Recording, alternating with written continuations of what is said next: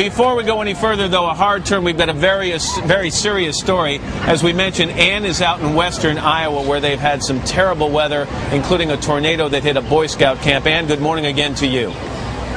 That's right, Matt. Good morning to you. Iowa is certainly being put to the test today. I'm at a staging area about 7 miles from that Boy Scout camp you mentioned, where a twister roared through last night around 6:35 p.m.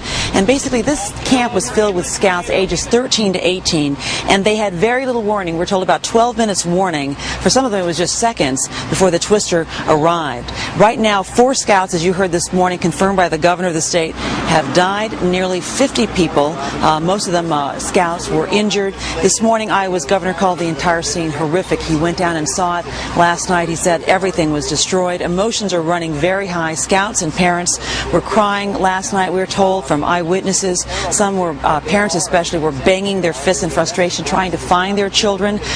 By this morning, many of them have found their children. One scout supervisor says some of the victims last night simply had no chance. It came that fast. And one of the young men this morning said that a large wall of brick came down on a lot of the kids, and that's what caused many of the deaths. Meantime, in the eastern part of the state of Iowa, there is extensive flooding. It is a huge problem here. Forecasters say it could reach historic proportions, record proportions. Flooding has forced thousands of Iowan residents to move to higher ground, with rising waters and threatening entire towns. In one small town, in fact, all 600 residents have been forced to evacuate. The damage is across the Midwest, and it's in the hundreds of millions of dollars, and you could end up paying the price as well, because food prices are expected to go higher as a result of this, because much of the flooded areas are farmlands, Matt.